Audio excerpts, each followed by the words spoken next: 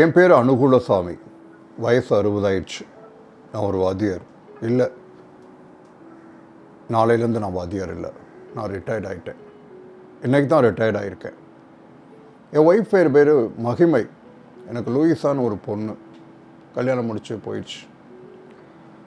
இன்றைக்கி எல்லோரும் வீடு பூரா கூடி உட்காந்துருக்குறாங்க. மேலே தாளத்தோட ஊரே கூடி என்னை கொண்டாந்து வீட்டில் விட்டுருக்காங்க. ஊரே சுற்றி நிற்குது. என் ஒய்ஃபுக்கு தலகால் புரியலை. எனக்கும் என்ன சொல்கிறதுன்னு வார்த்தை தடுமாறுது. என்னதான் நான் தைரியசாலியாக இருந்தாலும் சரி, என்னால் இந்த அன்பையும் இந்த அரவணைப்பை என்னாலையும் ஏற்றுக்க முடியல. உடலாம் நடுங்குது. வாயை திறந்தேன்னா அழுதுருவேன். அந்தளவுக்கு நான் இறுகி போயிருந்தேன். நான் அதான் நல்ல கண்ணு சொல்கிறாரு. அவர் தான் எல்லாத்தையும் ஏற்பாடு பண்ணி ஊர் பெரியவர் அவர் கூட்டிகிட்டு வந்தார். கூட்டத்தில் எல்லாம் உட்காந்துருக்குறாங்க. மக்கள்லாம் மேலதாளத்தோடு கூட்டிகிட்டு வந்திருக்காங்க. நாயனம் அங்கே எல்லாம் பக்கத்தில் உட்காந்துருக்குறாங்க. சொல்கிறார், 36 வருஷமாக வேலை பார்த்துருக்குறீங்க. ஒரு குழந்தைய கூட நீங்கள் சுடுசொல் சொல்லலை, படிக்கலை. எப்படி நீங்கள் நான் முகத்துக்கு நேராக பேசுகிறேன்னு நினைக்கக்கூடாது. முகத்தாச்சரியத்துக்கெலாம் நான் எதுவும் பேசலை. நீங்கள் கிறிஸ்தவர், அது மாதிரியே நீங்கள் வாழ்ந்து காட்டிட்டீங்க. ஒருத்தரையுமே நீங்கள் அடிக்கலை. உண்மையிலே நீங்கள் ஆச்சரியம் அப்படின்னாரு. நான் எதுவுமே பேசலை. ஏன்னா நான் ஏதாவது பேச ஆரம்பிச்சேன்னா நான் தடுமாறிடுவேன். என் வாய் குளறிடும். நான் அப்படியே இறுகி போய் உட்காந்துருக்கேன். எல்லாத்தையும் சமாளிச்சுக்கிட்டு பொங்கிக்கிட்டு வருது எனக்கு அழுக. ஏன்னா 36 வருஷம் சர்வீஸ் இன்னையோடு முடிஞ்சிருச்சு. வீட்டுக்கு வர்றேன். வீட்டுக்கு வந்து உட்காந்துருக்கேன். அப்போ அப்படியே இறுகி போய் தான் இருக்கேன். அவர் தான் என்ன விடுறாரு, அதனால் என்ன சாதாரணம் தானே அப்படின்னு சொன்னேன். அதை எப்படி விட முடியும்? ஊரே திரண்டு வந்திருக்குல்ல. நாயனக்காரரோட மேலே தளத்தோடு கூட்டிகிட்டு வந்திருக்கோம். பசங்க பூரா 40 பிள்ளைகளை இங்கே வந்து உட்காந்துருக்குறாங்க. எல்லோரும் வந்துட்டாங்க. உங்கள் வகுப்பு பிள்ளைய பூரா ஆளுக்கு ஒன்று எழுதிக்கிட்டு. எங்கே நடந்திருக்கு? எந்த வாத்தியாருக்கு இப்படி நடந்திருக்கு? உங்களுக்கு தான் நடந்திருக்கு. ஏன்னா நீங்கள் அப்படிப்பட்ட ஒரு 36 வருஷம் நினச்சி பார்க்க முடியல. ஒரு பயலை சுடுசொல் சொல்ல, ஒரு அடி அடிக்கலை. ஒரு பயலை எப்படி உங்களால் முடிஞ்சிச்சு? பெத்த பிள்ளைய கூட 4 அடி அடிச்சு போடுறோம் கோபத்தில், சல்லு சல்லுன்னு. 36 வருஷம் பொறுமைனா என்ன? அப்படி என்ன பொறுமை உங்களுக்கு? உண்மையிலே உங்களை மாதிரி ஒருத்தர் புதுசாக பிறந்தான் வரணும். சந்தோஷம் ரொம்ப நிறைவாக இருக்கும். அந்த ஊர் மக்கள்லாம் அவங்க ஒவ்வொரு பிள்ளையும் உங்களை தெய்வமாக நினைக்கும். குழந்தையும் தெய்வமும் ஒன்றும் இல்லையா? இந்த குழந்தைங்க தான் உங்களுக்கு நீதிபதிகள் அப்படி சொல்கிறாங்க. எல்லாம் துடிக்கிறான் உங்களை பிரியடமே அப்படின்னு சொல்லி. அப்படி நல்ல கண்ணு அவர் பேசாமல் பேசிகிட்டே இருந்தார். நான் எதுவுமே பேசலை. இறுகி போன மனசோடு நான் உட்காந்துருந்தேன். அப்புறம் மெல்ல சொல்லிட்டார், ரைட் எல்லாம் முடிஞ்சிருச்சு, கிளம்புறோம், விடை கொடுங்க அப்படின்னு சொல்லிட்டு கிளம்பி போகிறாரு. நான் கையெடுத்து மட்டும்தான் என்னால் கும்பிட முடிச்சு. எதுவும் பேசினேன்னா அழுக்க வந்துடும் எனக்கு. என்னால் பேச முடியல. அவர் கிளம்பினோடனே ஊர் மக்கள் எல்லாம் அப்படியே கிளம்பிட்டாங்க. ஆளுக்கு வணக்கத்தை போட்டு கிளம்பிட்டாங்க. இவர் பேசிகிட்டு இருக்கிறப்போ ஒவ்வொரு பயலாக வந்து என் காலை தொட்டு கும்பிட்றான். அவன் கூட ஒரு பையன் காலை தொட்டு கும்பிடணுன்னு உடனே தடுக்க போனேன். நல்ல சொன்னதான், அது எதுக்கு தடுக்கிறீங்க? குழந்தைகளுக்கு தெரியும் தெய்வம் யாருன்னு. ஆசீர்வாதம் வாங்கிட்டு போட்டோம். உங்கள் பிளெஸ்ஸிங் வாங்கட்டோம்னா ஒரு பேச நான் உட்காந்து கும்முறி போய் உட்காந்துருக்கேன். ஒவ்வொரு குழந்தைய ஒவ்வொரு பிள்ளையாக வந்து என் காலை தொட்டுட்டு கும்பிட்டு போகிறாங்க. அன்னைக்கு இருந்து போயிட்டேன். என் ஒய்ஃப் அப்படியே அங்கேருந்து பார்த்துட்டே இருக்கா ஒவ்வொரு விஷயத்தையும். நான் இருந்து போயிட்டேன். என்னால் அதை ஏற்றுக்கவே முடியல. நலுங்கி போயிட்டேன், குறுகி போயிட்டேன்னு கூட சொல்லலாம். நான் குறுகிட்டேன். இந்த அன்புக்கு முன்னாடி ஒன்றும் இல்லாமல் அப்படியே நான் குறுகிட்டேன்னு தான் சொல்லலாம். அதுதான் சரியான வார்த்தையாக இருக்கும். குறுகி போயிட்டேன். அவர் நல்ல கண்ணு கிளம்பினோடனே ஊர் மக்கள்லாம் கிளம்புறாங்க. எல்லாம் அப்படியே கலையுது. நாயனக்காரர் விடை கொடுங்க அப்படின்றாரு. நான் மெல்ல கையசைத்து தான் அவரை போக சொல்கிறேன். திறக்க முடியல. வாயை திறந்து ஏதாவது சொல்லிட்டேன்னா தடுமாறிடுவேன். அவரும் போயிட்டார். கூடத்தை நிமிர்ந்து பார்க்குறேன். இந்த கூடம் முழுவதும் அப்படியே வெறிச்சோடி இருக்குது. எல்லாம் போயிட்டாங்க. ஒரே நிசப்தம். மெல்ல என்னுடைய ஹாலில் அப்படியே பார்க்குறேன். 2 படம், பிரமாண்டமான படம், பெரிய படங்களாக வச்சுருப்பேன். இயேசு கிறிஸ்து முள்முடி தாங்கி கருணையான அந்த முகம் பெரிய படமாக வச்சுருப்பேன். நான் கொஞ்சம் பக்கத்திலேயே இயேசு கிறிஸ்து ஆடுகளை தன் நெஞ்சில் சுமந்திருப்பார். அந்த 2 படமும் எனக்கு ரொம்ப பிடித்தமான படம். என்னுடைய ஹாலில் பெருசாக இருக்கும். நான் மெல்ல அந்த ஆடுகளை இயேசு அணைச்சிருப்பார் இல்லையா, அந்த படத்தை நான் மெல்ல பார்த்தேன். நான் சந்தோஷமாக இருந்தது. நான் ஒரு ஆடுகளாக அந்த குழந்தைகளை ஒரு நல்ல மேய்ப்பனாக நான் இருந்திருக்கிறேன். ஒரு ஆட்டிற்கு கூட, ஒரு குழந்தைக்கு கூட நான் தீங்கு கூட செய்யலை, அதை துன்புறுத்தலை. பொறுமையாக தான் இருந்திருக்கேன், இயல்பாக இருந்திருக்கேன் அப்படின்றதுல எனக்கு சற்று கொஞ்சம் பெருமையாக கூட இருந்துச்சு. ஆனால் இந்த நிசப்தை என்னை பயமுறுத்துச்சு. இன்றைக்கி செவ்வாய்க்கிழமை, நாளைக்கு புதன்கிழமை, நாளைக்கு அடுத்து வியாழக்கிழமை, எப்பயுமே சனி ஞாயிறு தான் எனக்கு லீவ் வரும். நாளைக்கு லீவு, நாளன்னைக்கு லீவு, அதுக்கு அடுத்த நாள் ஸ்கூல் அப்படின்ற மாதிரி தான். ஆனால் இனிமேல் எல்லா நாளுமே எனக்கு சனி ஞாயிறு அப்படின்றப்போ அப்படியே இருட்டிக்கிட்டு வந்துச்சு எனக்கு.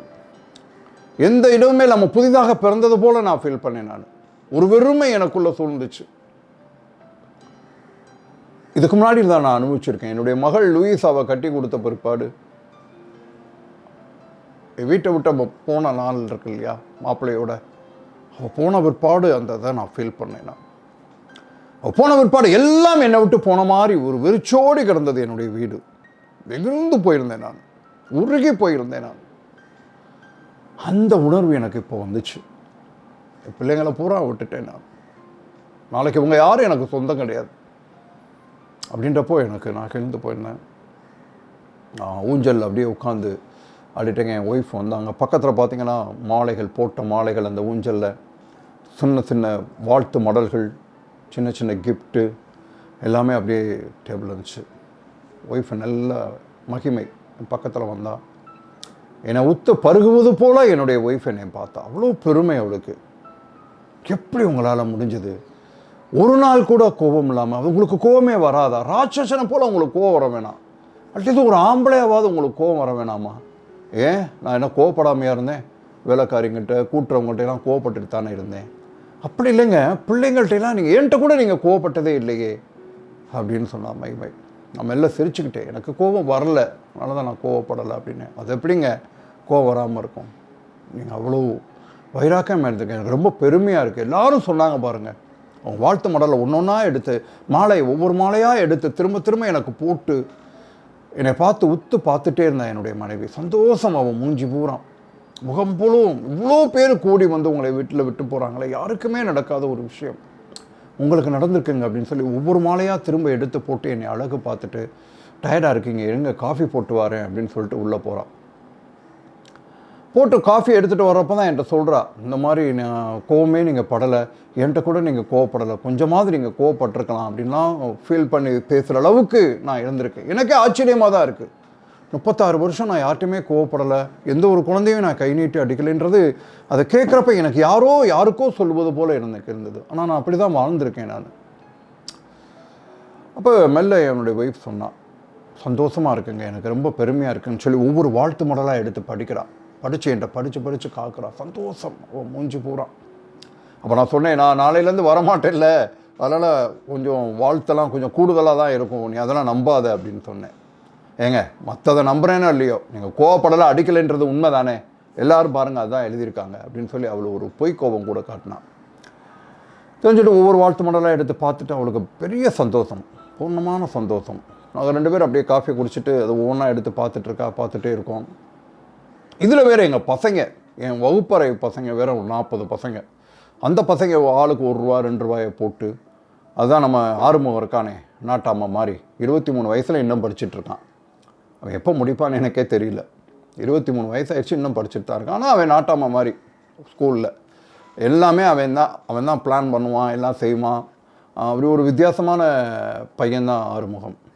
அவன் வந்து தான் என்கிட்ட வந்து கேட்டான், அந்த மாதிரி நாங்கள்லாம் கொஞ்சம் ₹1 ₹2 போட்டு உங்களுக்கு சின்ன பார்ட்டியெல்லாம் வைக்க போகிறோன்னப்போ நான் வேணான்னு சொன்னேன். உடனே அவ்வளோதான் ஆரம்பிச்சிட்டான். அவன் கொஞ்சம் விட்டோம்னு வச்சுக்கோங்களேன், மற்ற வாத்தியாரெலாம் கம்பேர் பண்ணி திட்ட ஆரம்பிச்சிடுவான். அவர் அப்படி, நீங்கள் இப்படியா, இப்படிலாம் சொல்ல ஆரம்பிச்சிடுவான்ட்டு, அப்பா கொஞ்சம் தண்ணி எடுத்துகிட்டு வாடான்னு சொல்லி சமாளித்து விட்டேன் நான். அப்படி அவனை ஒரு நாட்டாம மாதிரி இருந்தாலும் சரி, ஆனால் ஒபீடியண்ட்டாக இருப்பான். எல்லாத்துக்கும் அவன் தான் பிளான் பண்ணுவான், எங்கே என்ன நடந்தாலும் அவன் தான் சொல்லுவான். அவன் இந்த மாதிரி எல்லாருக்கும் பிள்ளைங்கள்லாம் காசு போட்டு அவங்க கொண்டாந்து ஒவ்வொரு கிஃப்டாக எங்கே கொண்டாந்து கொடுத்து என்னை எங்கேயோ எனக்கு குற்ற உணர்வு கூட வந்துருச்சு. எனக்கு நான் இதுக்கெல்லாம் தகுதி தானா? இவ்வளோ அன்புக்கு முன்னாடி நான் ஒன்றுமில்லாமல் போயிருக்கிறேனே. எனக்கு என்னை நினைக்கிறப்ப எனக்கு ஒரு குற்ற உணர்வுன்னு சொல்கிறதா, சந்தோஷமானு சொல்கிறதா என்னால் ஃபீல் பண்ணவே முடியல. நான் ஏற்றுக்கிறப்ப எனக்கு மனசு குறுக்கிக்கிட்டே போச்சு. எல்லாம் இருக்கிறப்போ யாரோ அங்கேருந்து சார் இருக்காங்களா அப்படின்னு சத்தம் கேட்டுச்சு. எல்லாம் வெறிச்சோடி போயிட்டாங்க. இருக்காங்களான்னு சத்தம் கேட்டுச்சு. எட்டி பார்த்தா ஆறுமுகம். வா ஆறுமுகம் உள்ளே வாப்பா அப்படின்னு. பக்கத்துலேயே பார்த்தா ஒரு பையன், என் பேர் சின்னையா, ஞாபகத்தில் இருக்குது. சின்னையா வந்தான். அவன் சொன்ன ஆறுமுகம், ஐயா சாரி இவன் சின்னையா, இது சின்னையாவோட அம்மா அப்படின்னா. அவங்க அம்மாவை பார்த்தேன், ஒரு 42 வயசு இருக்கும், பாவம். ரொம்ப ஏழ்மை நிலையில் இருப்பாங்க போட்டுருக்கு. ரொம்ப கஷ்டத்தில் இருக்கிறவங்க, அவங்கள பார்த்தாலே தெரியுது. அவங்க மெல்ல கூட்டிகிட்டே உள்ளே வந்தான். என்ன சின்னையா? சின்னையா அவன் அந்த வகுப்பு, என்னுடைய வகுப்பில் இருக்கான் அவன். ஆக்சுவலாக அந்த 40 பேரில் அவன் ஒருத்தன்.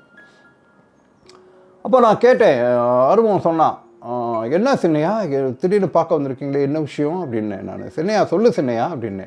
அவன் அப்படியே கண்களில் முட்டிக்கிட்டு வருது அவனுக்கு கண்ணீர். அவனுக்கு அப்படியே கலங்கி போயினான், உடம்பெல்லாம் நடுங்குது அவனுக்கு. குனிஞ்சத்தில் நிமிரவே இல்லை அவன். எனக்கு ஒன்றும் புரியல. ஆறுமுகம் என்னப்பா, ஏன் சின்னையா அப்படி இருக்கான் அப்படின்னு கேட்டேன். உடனே அவங்க அம்மா சொன்னா, ஐயா அது ஒன்றும் இல்லையா, அது 1 வருஷமாக அப்படி தான் ஏன் இருக்கான். அந்த 1 வருஷமாக அவன் இதே, முன்னாடிலாம் நல்லா கலகலன்னு பேசுவான், சிரிப்பான், ஆடுவான், வித்தியாசமாக இருப்பான். அந்த 1 வருஷமாக அவன் இப்படி தான் டல்லாயிட்டான். அவனுக்கு ரொம்ப விரக்தியாக இருக்கான். அவனுக்கு ரொம்ப வருத்தம், மனசு பூரா. அதை என்கிட்ட என்னடா ஏன்டா அப்படி இருக்கேன்னு கேட்குறப்ப ஒரு நாள் கூட சொல்லலை. இப்போ தான் என்கிட்ட சொன்னான், அதான் நான் கூட்டிகிட்டு வந்தேன். யார் எப்படி வந்தாலும் சரி, ஆறுமுகம் தான் எல்லாரையும் கூட்டிகிட்டு வருவார் ஸ்கூலுக்குள்ளே ரெக்கமெண்டேஷனாக. எனக்கு ஒரு டவுட்டாக கொடுந்துச்சு, பரிச்சை கூட இல்லையாடா, ரெக்கமெண்டேஷனுக்கு வந்திருக்கான் ஆறுமுகம்னு சொல்லி பார்த்தா ஆறுமுகம் தான் கூட்டிகிட்டு வந்திருக்கான், நான் சார்ட்டை கூட்டிகிட்டு போகிறேன் அப்படின்ட்டு. அப்போ சொன்னான் ஆறுமுகம், டேய் சின்னையா சொல்கிறா, சார்ட்டை என்னன்னு சொல்கிறா, இல்லை குடுறா, நீ கையில் இருக்கிறத குடுறா அப்படின்னு. எனக்கு ஒன்றும் புரியல, எதுக்கு சின்ன எனக்கு என்ன கொடுக்கணும், எனக்கு என்ன கேட்குறான், எனக்கு ஒன்றும் புரியல. முதல்ல கேட்டேன் என்னப்பா அப்படின்ட்டு. அதான் அவங்க அம்மா சொன்னாங்க. உடனே இல்லை அவன் ஆறுமுகமே சொன்னான், அது ஒன்றும் இல்லைங்க சார், ஒரு தடவை ஐயோ பக்கத்தில் இருக்க பையனுடைய புத்தகத்தை எடுத்து அந்த லேபிளை கழித்து பாதி விலைக்கு விற்றுட்டான்ல, விற்றுட்டு அந்த காசை எடுத்துகிட்டு வந்துட்டு வேறு செலவழிச்சிட்டான்ல, அதை நீங்கள் கண்டுபிடிச்சிட்டிங்கல்ல சார். ஆமாடா எனக்கு ஞாபகமே இல்லை. ஆமாம் சார், உங்களுக்கு ஞாபகம் இருக்கா சார், 1 வருஷம் ஆச்சுல சார் இது நடந்து. அப்போ அவன் அப்படி நிற்கிறான் சார், அவன் தான் விற்றான்னு தெரிஞ்சு போச்சு, உங்கள் முன்னாடி கொண்டாந்து நிப்பாட்டினோம், நான் தான் கண்டுபிடிச்சி உங்கள் முன்னாடி கொண்டாந்து நிப்பாட்டேன். அப்போ நீங்கள் என்ன பண்ணீங்க? நான் என்ன பண்ணேன், எனக்கே மறந்து போச்சுடா அப்படின்னு. நீங்கள் அடிக்க மாட்டீங்கல்ல, நேராக அவனை உத்து பார்த்தீங்க, பார்த்துட்டு டேய் யார் இனிமேல் கூட பேசக்கூடாதுன்னு சொன்னீங்க, அவ்வளோதான். ஒரு பய அவன்கிட்ட பேசலை. நாங்கள் 1 வருஷம் ஆச்சு, யாருமே அவன்கிட்ட பேச மாட்டோம். அவனை எவ்வளோ கெஞ்சி பார்த்தானே, நீங்கள் சொல்லிட்டீங்கல்ல, யாருமே அவன்கிட்ட பேசவே இல்லை. நாங்கள் 1 வருஷமாக பேசவே இல்லை. இந்த பார்ட்டிக்கு கூட 1 ரூபாய் கொண்டாந்து கொடுத்தான், அவங்க அம்மாட்ட போய் மஞ்சு வரிச்சு ஏதோ கேட்டு வந்து கஷ்டமாக இருக்கட்டும், நான் சாரு கொடுப்பேன்னு சொல்லிட்டு 1 ரூபாய் கொண்டாந்து கொடுத்தான், வாங்கவே இல்லையே நான், போடா அப்படின்ட்டேன் நான். அதுக்காண்டி தான் வந்திருக்கேன். அம்மையா அவங்க அம்மா சொன்னான், அம்மையா அப்போ இன்றைக்கி தாயா எல்லா விஷயமும் எனக்கு தெரிஞ்சுக்கிட்டேன். என் மனசுக்குள்ளே அப்படி ஒரு தீராத ஒரு கஷ்டம் இருக்குயா. இந்த பிள்ளைங்க கொடுத்த காசை கூட வாங்கலை சார், யாருமே என்கிட்ட பேச விடான்னு சார் சொல்லிட்டாரு, எல்லாருமே என்கிட்ட நான் பேசலை அப்படின்னு சொல்லி அவன் வெறுத்து போய் மனசொடிஞ்சு போயிருக்காயா. தயவு பண்ணி அந்த காசை வாங்கிக்கிங்கயா, அது கெஞ்சி கேட்டுக்கிறையா, பெரிய மனசு பண்ணி அந்த காசை வாங்கிக்கிங்கன்னு சொன்ன உடனே நான் நெகிழ்ந்து போனேன். என்னால் பேசவே முடியல. நான் யார் என்பது எனக்கு அப்போ தான் நான் தெரிய ஆரம்பிச்சிச்சு. நான் என்னோ அடிக்க மாட்டேன், 36 வருஷமாக நான் யாரையும் அடிக்கலை, யாரையும் சுடுசூழ் சொல்லலைன்னு சொல்லி எல்லாருமே இப்போ தான் என்னை கொண்டாந்து விட்டுட்டு போகிறாங்க. வாழ்த்து மடல்களும் மாலைகளும் பேச்சுக்களும் பாராட்டுகளும் எல்லாம் ஒரு நொடியில் எனக்கு அப்படியே கரைஞ்சு ஓடிடுச்சு. நான் ஒன்றுமில்லை, நிர்வாணம் ஆயிட்டேன். நான் ஒன்றுமில்லை, அதன் கைகள்லாம் நடுங்க ஆரம்பிச்சிருச்சு எனக்கு. நான் எவ்வளோ பெரிய தவறை செஞ்சுருக்கேன். நான் அந்த பிஞ்சு கரங்களில் அந்த அந்த ஈரம் படிந்த அந்த 1 ரூபாய் அந்த பையன் என்னை நோக்கி நீட்டுகின்ற பொழுது எவ்வளோ பெரிய தவறு செஞ்சுருக்கேன். அந்த பையன் மெல்ல நீட்டினான், எனக்கு வேறு வழி கிடையாது, நான் அப்படியே வாங்கிட்டேன். நான் அந்த 1 ரூபாயை அந்த குழந்தையின் மனம் வேதனைப்படக்கூடாது என்பதற்காக. அப்பயும் அவன் நிமிர்ந்து பார்க்கல, அந்த குழந்தை அந்த சின்னையா என்னை நிமிர்ந்து பார்க்கல, குனிந்து கொண்டே தான் இருந்தான். அவன் என்ன பெரிய தவறு, என்ன பெரிய தவறு. இதுவும் ஒரு அவங்க அம்மா சொன்னாங்க இன்னொரு வார்த்தை கூட, அன்னைக்கு செஞ்சதான் என் தப்பு, அதுக்கப்புறம் அவன் எந்த தப்புமே செய்யலை, யார்கிட்ட எந்த தப்புமே செய்யலாமே. நான் அன்னையோட அந்த தப்பு முடிஞ்சிருச்சு. ஆனால் நீங்கள் சொல்லுனால அவன் பார்த்தீங்கன்னா யாருமே அந்த குழந்தையோட பேசலை. அதுதான் அவனுக்கு தீராத சுமையாக இருந்திருக்கு. 1 வருடம் சிரிப்பில் கலந்து உருண்டிருக்க. நானும் என்ன காரணம்னே இவ்வளோ நாள் தெரியாமல் இருந்துட்டேயா, இன்னைக்கு தெரிஞ்சுக்கிட்டேயா. எல்லாரையும் பேச சொல்லுங்கய்யா, நீங்கள் சொன்னால் எல்லாரும் கேட்பாங்கய்யா, பேச சொல்லிருங்கய்யா பிள்ளைகள்கிட்ட அப்படின்னு சொல்லி அந்த அம்மா மன்றாடி என்னை கேட்ட பொழுது சுக்குநூறாக நொறுங்கி போனேன்னா. ஒரு ஆசிரியனுடைய மிகப்பெரிய வார்த்தையினுடைய சக்தி என்ன அப்படின்றத நான் தெரிஞ்சுக்கிட்டேன். அன்னைக்கு நான் மறந்து போயிட்டேன். ஏதோ சொல்லியிருக்கலாம், எனக்கு ஞாபகம் கூட இல்லை, நான் மறந்து போயிருக்கலாம். ஆனால் என் வார்த்தையின் தாக்கம் சக்தி ஒரு குழந்தையினுடைய இதயத்தை எப்படி துளைத்திருக்கிறது என்பதை நான் அன்றைக்கு தான் ஃபீல் பண்ணேன். வெக்கி தலை குனிந்து போனேன். அடைக்காமல் இருப்பது, சுடுசொல் சொல்லாமல் இருப்பது தான் ஒரு ஆசிரியனுடைய பணி. அது மிக உயர்வாக என்னை எல்லாரும் பேசினாங்க. அதற்கு மேலாக ஒரு குழந்தையினுடைய இதயத்தை துளைத்து எடுத்திருக்கிறேன். மனசுக்குள் பொங்கி கூட்டு வந்துச்சு. நான் நல்ல ஆறுமுகசாமி பார்த்து கேட்டேன், எல்லாரையும் பேச சொல்றா சின்னையா, எல்லாரும் உங்கள்கிட்ட எல்லாரும் பேசுவாங்கடா, நான் சொல்லிட்டேன்டா, ஒன்றும் இல்லடா சின்னையா அப்படின்னு சொன்னேன். அவன் நிமிர்ந்து என்னை பார்த்தான், ஒரு புன்னகையோடு என்னை அவன் பார்த்தான். புன்னகை தான் எனக்கு கிடைத்த மிகப்பெரிய வரம். இந்த ரிட்டையர்மெண்ட் டேயில் எனக்கு கிடைச்ச மிகப்பெரிய கிஃப்ட் அப்படின்னு தான் நினச்சேன். அந்த புன்னகை, கண்ணீர் வடிந்த அந்த முகத்தோடு அவன் தெளிந்த கண்களோடு என்னை புன்னகையோடு பார்த்தான் பார்கள். அந்த புன்னகை அதுதான் என்னுடைய ரிட்டையர்மெண்ட் ஃபங்க்ஷனில் மிகப்பெரிய கொடை. நல்லா அவனை பார்த்தேன், சிரிக்கலான்னு பார்த்தேன், லைட்டாக சிரித்தேன். நான் சிரிப்பு, அந்த அழுகையினுடைய வெளிப்பாடு தான் சிரிப்பாக எனக்கு வெளியில் வந்துச்சு.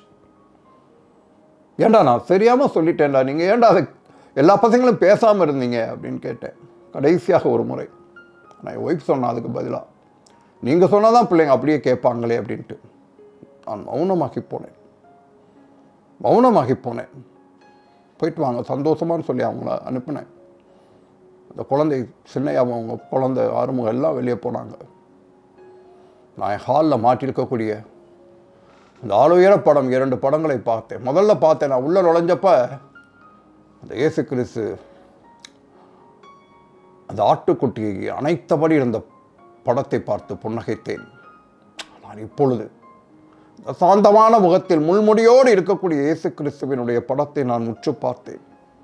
பார்த்து கொண்டே இருந்தேன். கொஞ்ச நேரத்தில் அந்த முள்முடி என் தலையில் வந்து என்னை அழுத்த ஆரம்பித்தது. எழுத்தாளர் தி. ஜானகிராமன் அவர்களுடைய முள்முடி ஒவ்வொரு ஆசிரியரும் இல்லை ஒவ்வொரு மனிதனுமே தெரிந்து கொள்ளக்கூடிய, உணரக்கூடிய ஒரு அற்புதமான கதை. வாழ்த்துக்கள், நன்றி.